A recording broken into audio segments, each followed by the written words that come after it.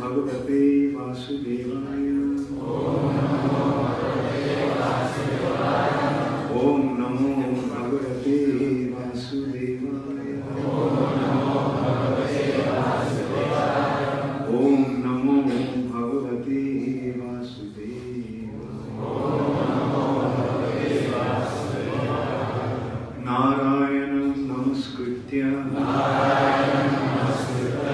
नरं चैव नरोत्तमं देवीं सरस्वतीं व्यासं ततो जयमुदीरये। नष्टप्रायेषु अभद्रेषु नित्यं भागवत सेवया भगवती उत्तम श्लोके भक्तिर्भवती नैष्टिकी। Shrimad Bhagavatam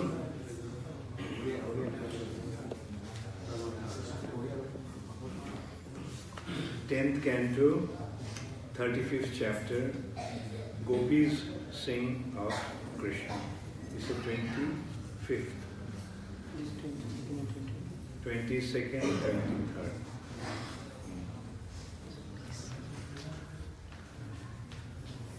Okay, if I'm giving the class in Hindi, okay, so I will try to translate from English. So nothing is written on the board, so I'll just read through. Vatsalo brajo gavan jadgatro bandhamana chalana pathi buddhe buddhai kutsna godhana mupahya dinante gito benu ranugo ki golito kirti उत्सवं श्रमरु चापि दृशिनां उन्नयन खूर रजोस छूरिदर्शक उत्सो येति सूरिदाशीष एष देवो की जठर भूरुद्राज भूरुद्राज. Translation by His Divine Grace, Srila Prabhupada. Out of great affection for the cows and Braja, Krishna became the little Govardhan. At the end of the day, having rounded up all his own cows, he plays a song on his flute, while exalted demigods standing along the path worship his lotus feet, and the cowherd boys accompanying him chant his glories. His garland is powdered by the dust raised by the cow's hooves, and his beauty, enhanced by his fatigue, creates an ecstatic festival for everyone's eyes. Eager to fulfill his friend's desires, Krishna is the moon arisen in the womb of Mother Jashoda. तो मैं हिंदी में अनुवाद करने का कोशिश कर रहा हूँ. हिंदी को सब समझते हैं? किसको हिंदी नहीं आता है? और कौन हिंदी समझते हैं? हाथ उठाइए. ओह, हम हिंदुस्तानी. Very good. Everyone knows Hindi here. Out of great affection for the cows of Braja, Krishna became lifter of Govardhan. गाभी Vrindavan के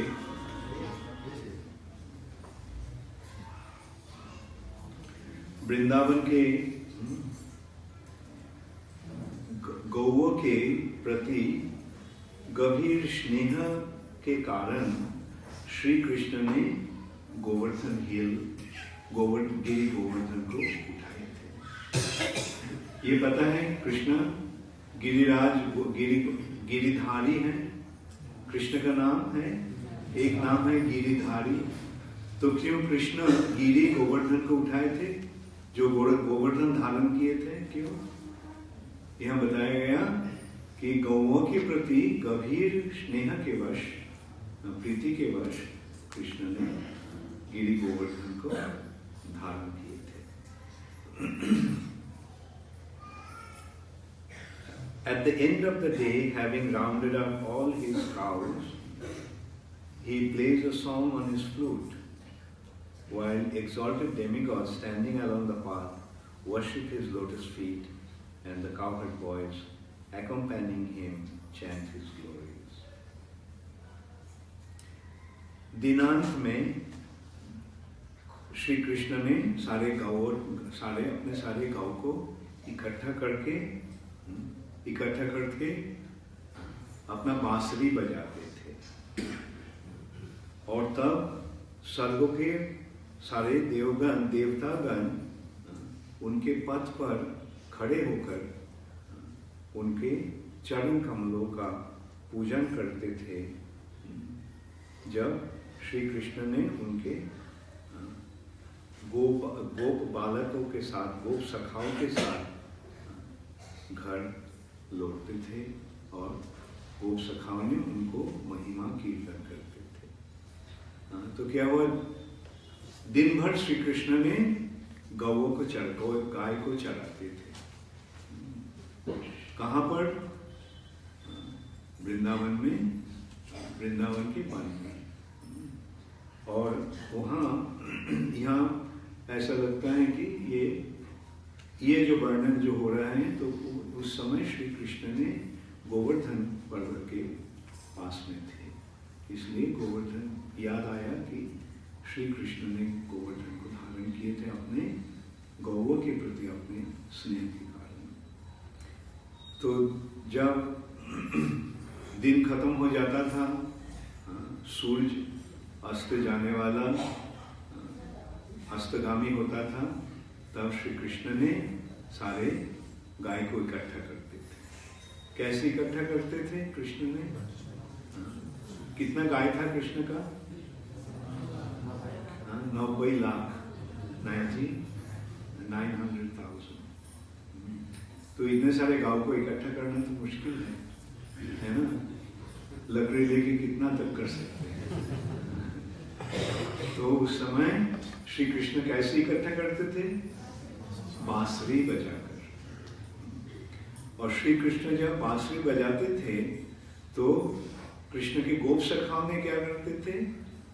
कृष्ण की महिमा कीर्तन करते थे। दिन भर कृष्ण कितने सारे काम किया, लीला विलास किया, सारे लीलाओं को वर्णन करते हुए गाना गाते थे। तो गाते हुए घर लौटते थे सब। और उस समय स्वर्गलोक के महान देवतागण वो कृष्ण के पथ पर दो साइड में खड़े होकर श्री कृष्ण को चरण कमल को वंदना करते हुए उनको पूजा करते थे।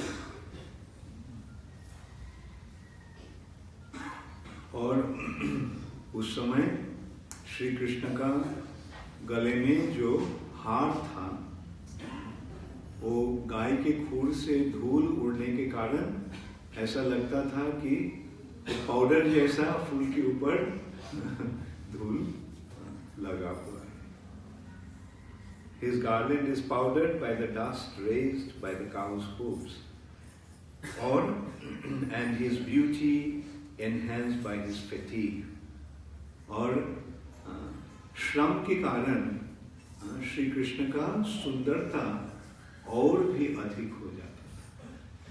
ऐसे तो श्री कृष्ण सारे सुंदरता का स्रोत है, और कृष्ण की सुंदरता और भी अधिक हो जाता उनके श्रम के कारण। दिन भर गाय चराया, बहुत थके हुए हैं, ऐसा लगता था बहुत थके हुए कृष्ण घर में वापस लौटते हैं, और उस समय लगता था कि उनका जो श्रम, शांति, क्लांति, ये उनको सुंदरता को और भी बढ़ा रहे हैं।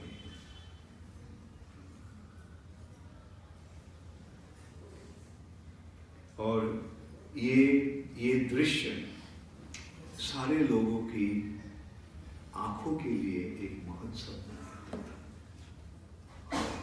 आंखों की महोत्सव, मतलब इतनी सुंदर ये दृश्य था कि ये दृश्य देखकर सब मोहित हो जाता था, जैसे कि आंखों की महोत्सव हो रहा है। Eager to fulfill his friend's desire, Krishna is the moon arisen from the womb of Mother Yashoda. अपने सखाओं को वासना पूर्ण करने के लिए श्री कृष्ण ने माँ यशोदा के गर्भ से चंद्र के रूप में उदय हुए थे। तो यहाँ जो कृष्ण का जो वर्णन है वो कृष्ण के वात्सल्य सख्य रस का वर्णन है। सखाओं के साथ दिन भर श्री कृष्ण ने गाय चराया और तत्पश्चात जब सूरज अस्तगामी हो रहा था तो कृष्ण ने अपने गाय को इकट्ठा करके बांसुरी बजाते हुए वापस लौटते थे। और उस समय कृष्ण के सखागण उनके महिमा कीर्तन करके बहुत सुंदर ढंग से गाना गाते थे। और स्वर्गलोक के देवताओं उस समय सारिबद्ध रूप में कृष्ण के पद के दो पास में खड़े होकर श्री कृष्ण को वंदना करते हुए पूजा करते थे। ऐसे लगता था कि श्री कृष्ण ने अपने सखाओं को मनोकामना पूर्ण करने के लिए माँ यशोदा की गर्भ से चंद्र के रूप में उदय हुए। चंद्र का जन्म, चंद्र का उत्पत्ति कैसे हुआ सबको पता है। जब समुद्र का मंथन हो रहा था, क्षीर समुद्र का मंथन हो रहा था, तो बहुत सारे चीजें, बहुत सारे वस्तु उस समय समुद्र मंथन के कारण उसका प्रकट हुआ था। उनमें से एक है चंद्रमा। चंद्र ने क्षीर सागर से उत्पन्न हुआ था। तो ऐसे लगता है कि माँ यशोदा रूप सागर से कृष्ण रूप चंद्र का उदय हुआ।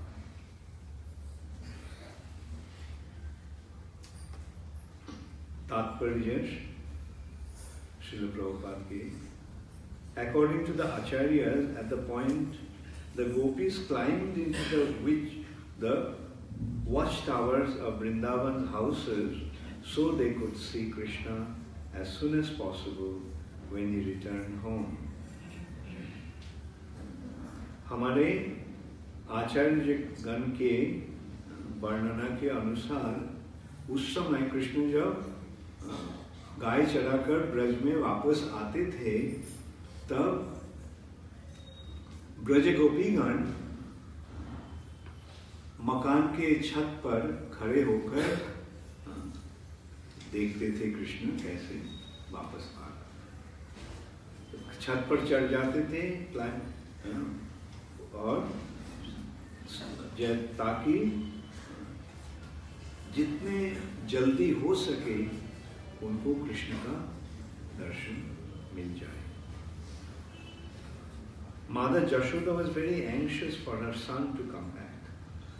माँ यशोदा ने बहुत उत्कंठित रहती थी कब कृष्ण वापस आएंगे। And therefore she had the tallest of the beautiful young gopis climb up to see when he would arrive. तो इसलिए माँ यशोदा ने सारे सुंदर युवती गोपियों में से जो सबसे ऊंची हैं उसको भेजते थे, जाके देखो तो कृष्ण कब वापस आ रहा।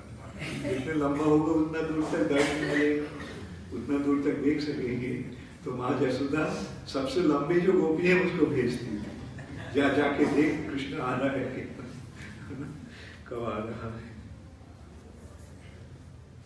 It is implied here that Krishna was somewhat delayed on the way home because his lotus feet were being worshipped by great demigods along the path. तो यहाँ इसका भी निर्णय हुआ है, वर्णन हुआ है कि वापस लौटने में कृष्ण का थोड़ा देर होता था, क्योंकि देवतागण कृष्ण के जो पूजा करते थे, वंदन करते थे, उसके लिए कृष्ण का आने में थोड़ा सा लेट हो जाता था।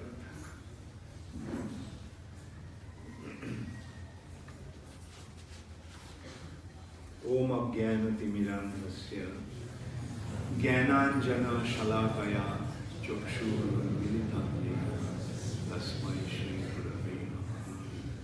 श्रीचैतन्यमनोभीष्टं स्थापितं येन भूतले स्वयं रूपकदा मह्यं ददाति स्वपदान्तिकम्।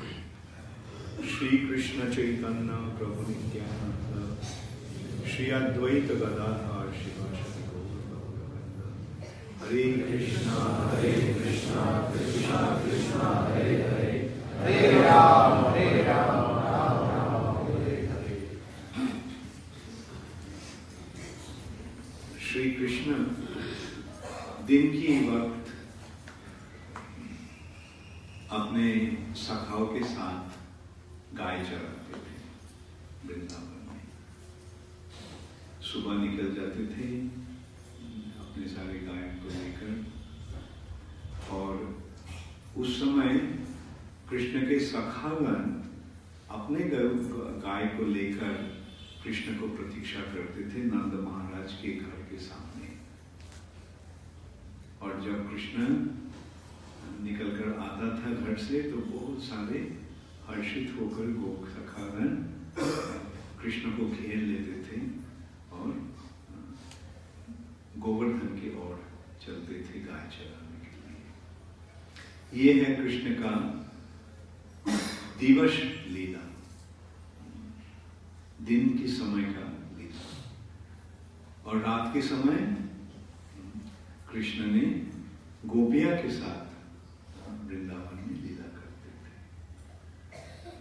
दिन के समय था गोप सखाओं के लिए और रात गोपियों के लिए।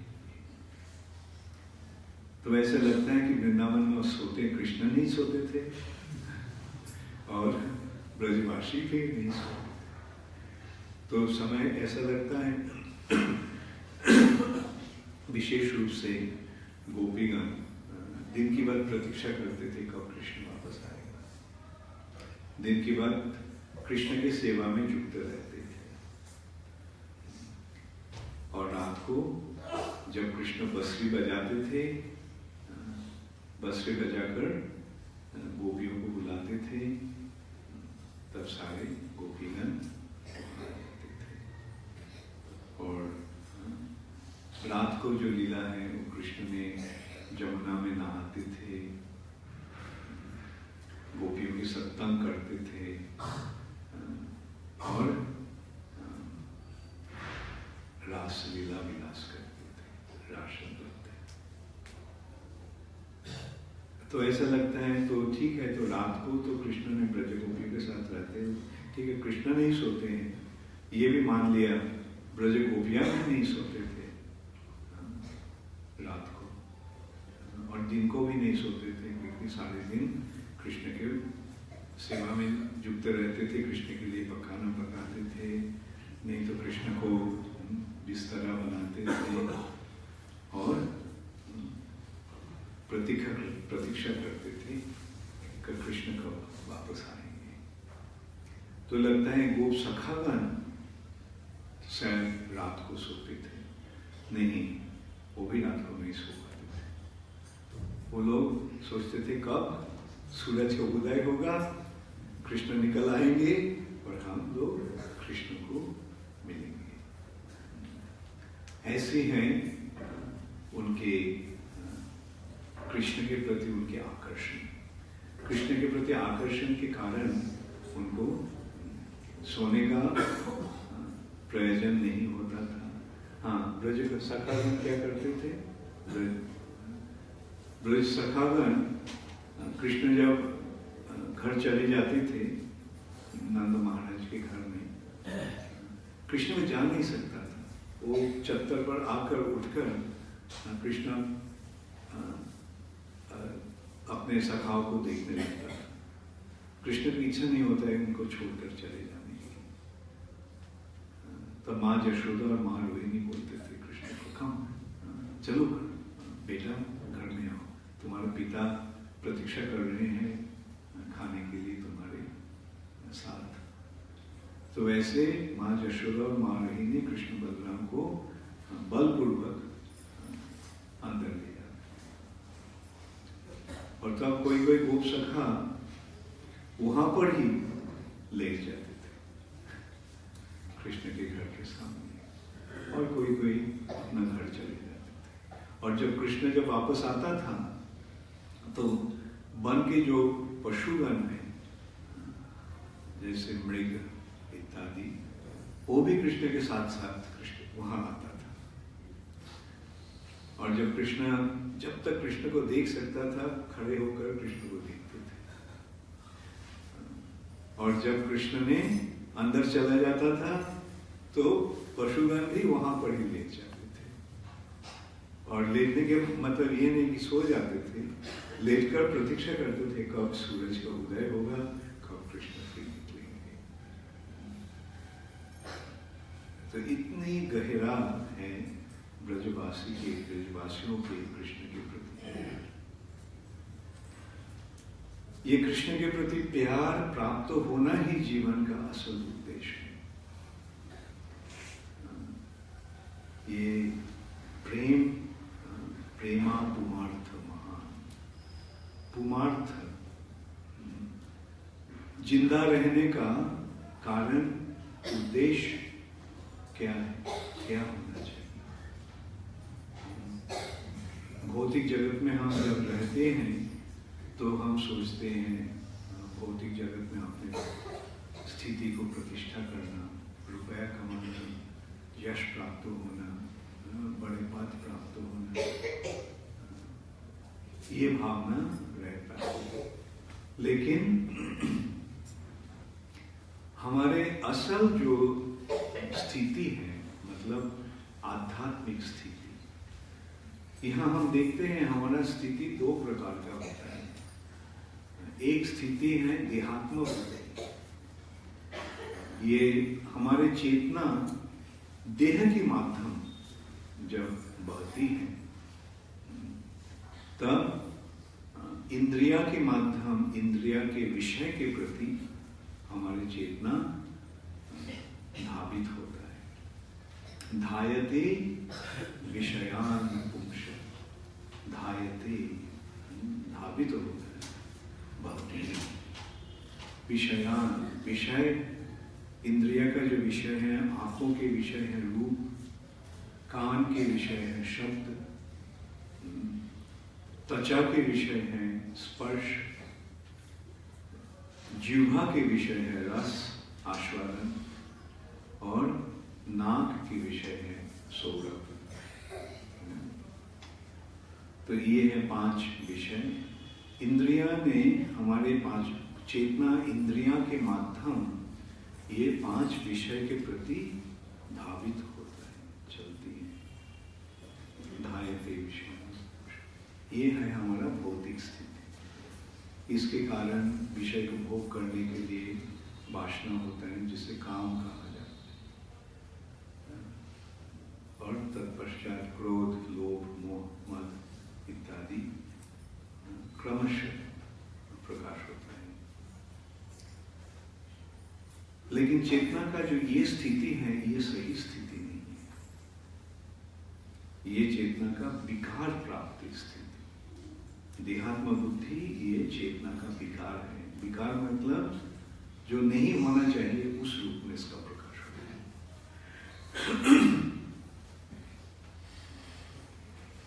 और इसका चेतना का स्थिति कैसी होना चाहिए, चेतना का प्रकाश किस रूप में होना चाहिए। ये चेतना, क्योंकि चेतना कृष्ण से आ रहा है इसलिए चेतना का स्वाभाविक स्थिति है कृष्ण की ओर जाना। इसलिए प्रभुपाद ने ये जो भक्ति का विश्लेषण इस रूप से किए हैं, कृष्ण भावना कृष्णा कॉन्शियसनेस, भावना या चेतना का गति ये कृष्ण रूप अमृत के प्रति होना चाहिए। तब हमारा जन्म ही नहीं, केवल हमारा स्थिति सफल होता है। ये होना चाहिए, चेतना का स्वाभाविक स्थिति है ये। और कृष्ण है सर्वाकर्षक। कृष्ण सर्वाकर्षक होने के कारण कृष्ण सब कुछ सबको आकर्षण करते हैं, सबको आकर्षण करते हैं। तो इसलिए ये भी स्वाभाविक है, जब हम कृष्ण के बारे में हमारा जानकारी हो जाता है तो हम स्वाभाविक रूप से ही कृष्ण के प्रति आकृष्ट होते हैं।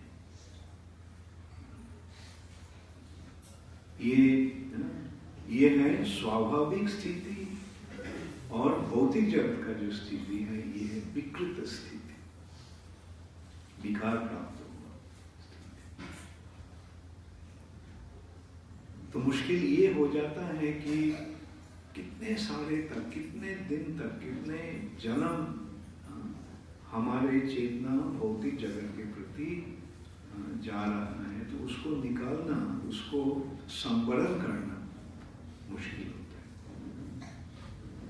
उसको दूसरी ओर लेना मुश्किल हो जाता है।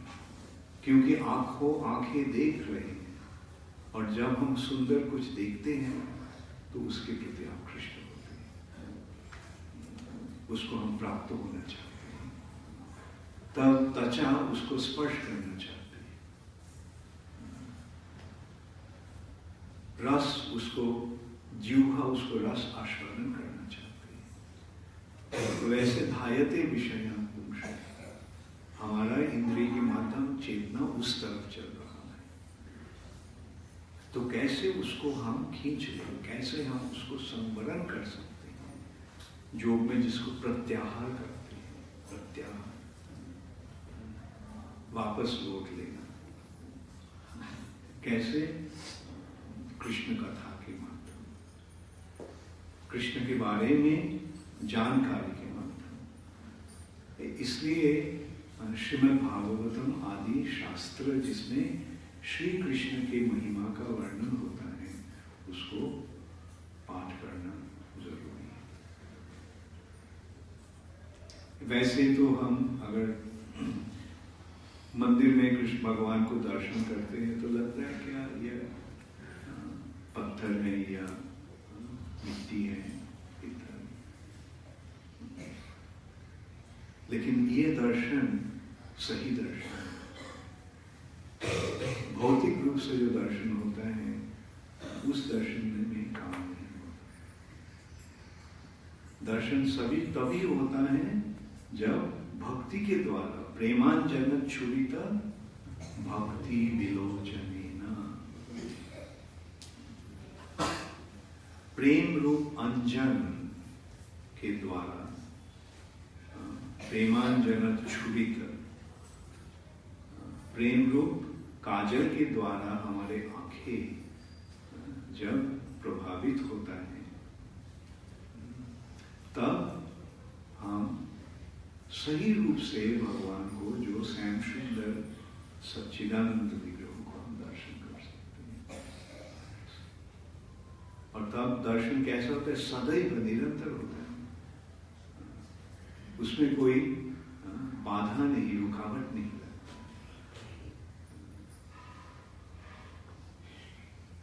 अनकंडीशनल एंड अनइंटरप्टेड, इसका अंग्रेजी प्रतिशब्द इसमें ऐसे हुआ है। अनकंडीशनल, कृष्ण के प्रति जो आकर्षण है कोई भौतिक कारण के लिए नहीं होना चाहिए।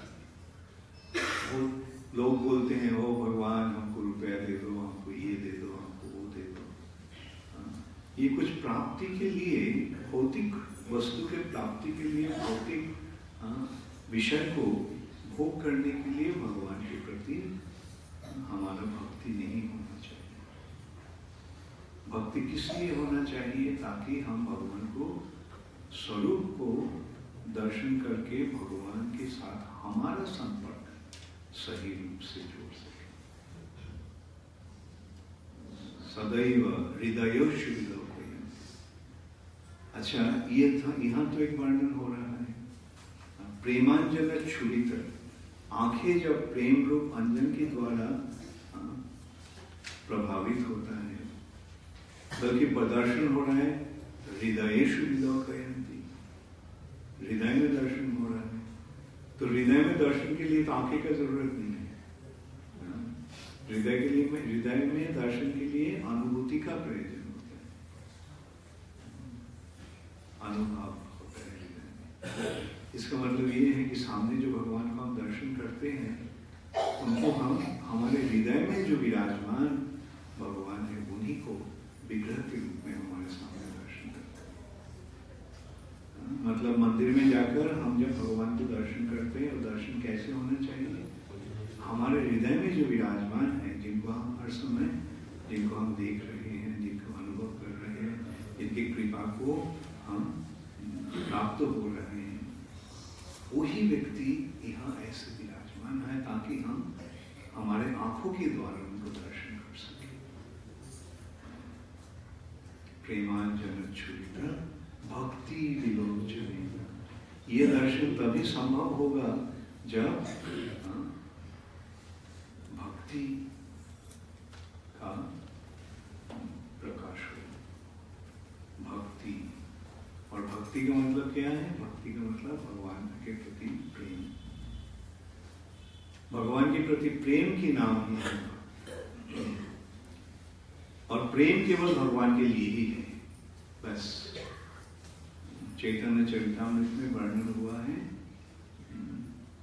आत्मेंद्रिय प्रतिवांछा तारे बोली खाम, अपने इंद्रिय के तृप्ति साधन करने के लिए जो कार्य है वो प्रेम नहीं है, वो काम है। इस भौतिक जगत में जिसको हम प्रेम कहते हैं वो प्रेम नहीं है, वो काम है।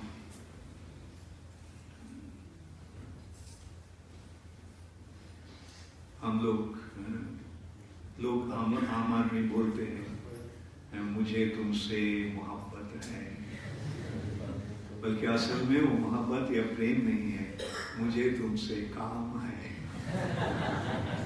असल में ये है भौतिक स्थिति। भौतिक जगत में प्रेम नहीं, वो है काम।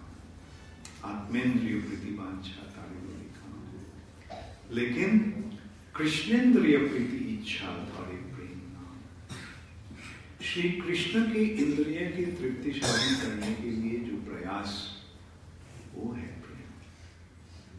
अपना इंद्रियों को तृप्ति साधन करने का जो प्रयास है वो प्रेम नहीं है, वो है काम। और प्रेम है भगवान के प्रति, जब प्रेम, भगवान के प्रति जब आकर्षण होकर भगवान को प्रीति संपादन करने का जो प्रयास होता है वो है। अतएव काम प्रेमे बहुत अंतर, इसलिए अतएव काम और प्रेम में बहुत फर्क, बहुत अंतर है। काम अंधतम, प्रेम निर्मल भास्कर। काम है सबसे गहरा अंधेरा, सबसे गहरा अंधतम, और प्रेम निर्मल भास्कर, निर्मल विशुद्ध सूर्य किरण के बाद। तो वैसे कृष्ण भक्ति की ही जीवन का उद्देश्य ये हमें समझना चाहिए। श्री प्रभुपाद की कृपा से ये सारे विषय हम जान चुके हैं, पहचान चुके हैं, समझ गए हैं। आपको अब इसको सही रूप से अनुशीलन करते हुए ये कृष्ण के प्रति प्रेम प्राप्त होना ही जीवन का उद्देश्य होना चाहिए। जब हम कर लेते हैं बस जन्म सफल हो जाता है। कभी कभी प्रश्न होता है हम कैसे इस भौतिक जगत के जो बंधन है इससे मुक्त हो सकते हैं। मुक्ति के प्रयास बहुत सारे रूप से किए जाते हैं। वैसे ज्ञानीगण तपस्या के द्वारा, योगीगण योग साधन के द्वारा इसका प्रयास करते हैं, कर्मीगण यज्ञ आदि के द्वारा प्रयास करते हैं, बल्कि असल में इससे कोई काम नहीं होता। केवल भक्ति के द्वारा ही हम जब भगवान के साथ संपर्क बनाते हैं तभी हम इस भौतिक जगत से सही रूप से निकल सकते हैं। और ये निकलने का तरीका है, जो कुछ हम करते हैं कृष्ण के लिए करें। जब करोसी, जैसे भगवान बताए हैं भगवद गीता में, जब करोसी, जो कुछ तुम करते हो, जद अस्नासी, जो कुछ तुम खाते हो, जद जुहसी, यज्ञ में जो तुम यज्ञ करते हो, ददासी जय, जो कुछ तुम दान करते हो, दान देते हो, जब तपस्वी, जो तपस्या करते हो, सारे कुछ तत्कुरुष मदर्पणम, उसका फल जो है वो केवल हम मुझे ही अर्पण करो। इसका मतलब है हम जो कुछ करते हैं केवल भगवान के लिए करना चाहिए, बस और कोई उद्देश्य नहीं रहना चाहिए, केवल हम भगवान के लिए ही करेंगे। और जब भगवान के लिए हम सब कुछ करते हैं तो वो संकीर्तन बन जाता है। संकीर्तन का मतलब होता है जो कुछ हम करते हैं भगवान के लिए करते हैं, भगवान की महिमा प्रचार करने के लिए, भगवान के प्रति हमारा प्रेम प्रकाश करने के लिए। जब हम किसी को प्यार करते हैं तो क्या करते हैं, उसके लिए हम सब कुछ करना चाहते हैं, सब कुछ उनको ही देना चाहते हैं। जैसे माँ बच्चे के लिए कितना करते हैं, क्यों करते हैं, प्यार के नाते। तो वैसे ही भगवान के प्रति हमारे प्रेम के कारण सब कुछ हमें करना चाहिए। खाना भी भगवान के प्रसाद के रूप में ग्रहण करना। खाते हैं, जब हम खाते हैं तो ये सोचना चाहिए कि ये देखो भगवान कितनी कृपा पूर्वक हमें प्रदान किए। वैसे हम भगवान को महिमा का अनुभव कर सकते हैं। भगवान की कृपा, और जो कुछ काम हम करते हैं सब कुछ भगवान के लिए ही करना चाहिए। तो तभी हमारा जन्म सफल होता है। जीवन अपना सफल बना ले, भज रे हरि का नाम। भज, भज का मतलब है प्रेम पूर्वक सेवा। प्रेम की प्रकाश करते हुए जो कार्य हम करते हैं उसे ही भजन कहा जाता है। और इस भज से ही भक्ति शब्द का उद्गम हुआ है। भक्ति।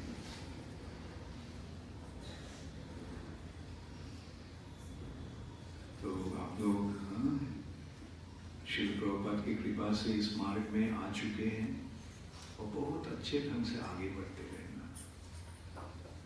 और वैसे उड़ीसावासीगण स्वाभाविक रूप से ही उनमें भक्ति है, क्योंकि ये स्थान जगन्नाथ के स्थान है।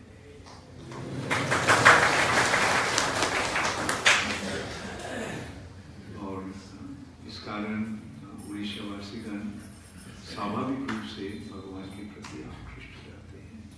भगवान की भक्ति उनके हृदय में विराजमान है, आप सबके हृदय में बहुत सुंदर रूप से विराजमान है। तो उस भक्ति को बढ़ाते रहना। जय जगन्नाथ गौर श्री प्रभुपाद हरे कृष्णा।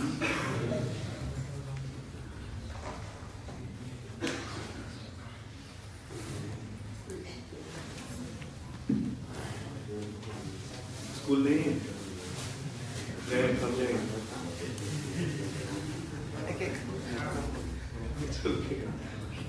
हरे कृष्णा गौर प्रेमानंदे। हरे कृष्णा।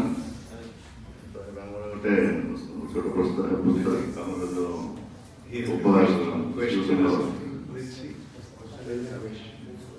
Yes. हाँ बताओ.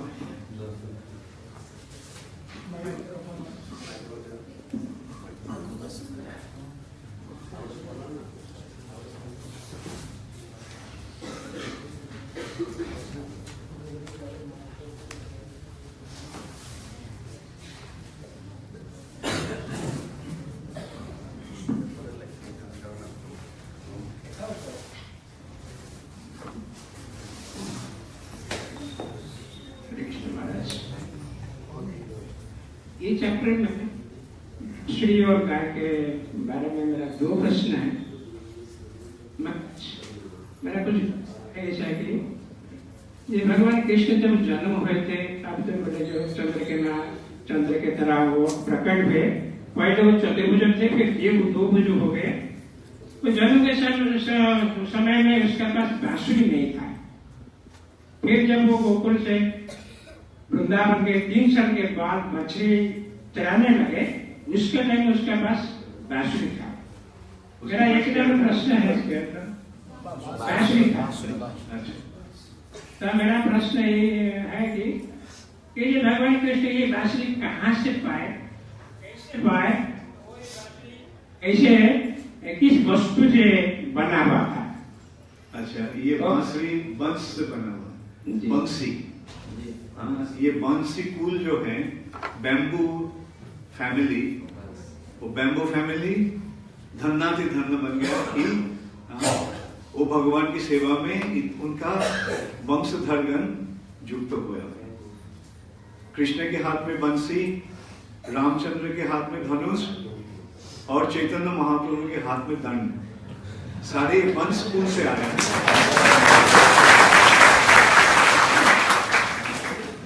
कैसे प्राप्त किए? अच्छा, ये बात और एक है, कृष्ण गाय चराना 3 साल से नहीं शुरू किया, 5 साल से. जब वो 5 साल के बना तब से. Okay, now second question. जब कृष्ण का 5 साल हो गया, वो गाय के चराने के लिए चल पड़े. इस टाइम रूप गोस्वामी भक्ति रसामृत सूत्र में वर्णन किया है, कृष्ण के पास कई तरह बंसी थे. वो छोटा था बेड़ो 6 इंच का, उसका बाद 15 इंच का एक था बंसी, फिर 8 इंच का एक था मुरली.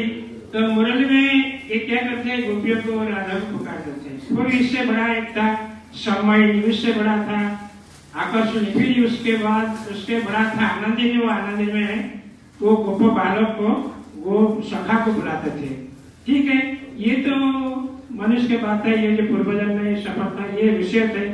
लेकिन ये चैप्टर का जो 18 और 19 टेस्ट में विश्वनाथ चक्रवर्ती बताते थे, वो गाय को कैसे भुकाते थे. जे भगवान कृष्ण क्या थे, 108 गोटी के एक माला पहने थे, मुक्ता का, हीरा का. और वो जो गायों थे कलर के अनुसार उसको पहले 4 भाग किए, फिर 25-25 किया, 100 हो गया. फिर किलो के 4 भाग, फिर वो ऐसे पृथक वाला 108 काइंड का गायों थे और 108 का उसे माला थे. तो गायों को जो इतना बुलाते थे, मेरा प्रश्न ऐसा है कि ये जो गाय थे वो तो साधारण गाय थे, वो कोई दिव्य गाय नहीं थे, वो कामधेनु नहीं थे, ये सुरभि नहीं थे. तो ये 108 प्रकार वो जो बंसी बजाते हैं कृष्ण, ये गाय कैसे पहचानते, उसे कैसे ट्रेनिंग लिया, गायों ने कैसे ट्रेनिंग लिया जे ये कृष्ण मुझे लगता है. पर मोर डिटेल्स समझ ही रहे कि व्हाइट गाय है और एक सामला गाय है. कृष्ण सामला गाय को फुटाते हैं बंसी में, सामली वो सामने गाय जाते हैं, लेकिन वो सफेद गाय नहीं जाते हैं. तो ये गायों ने कैसे ट्रेनिंग प्राप्त हुई? अच्छा, ये आप जैसे प्रश्न किया है, लगता है प्रश्न का उत्तर आप ही दे चुके. हरे कृष्णा.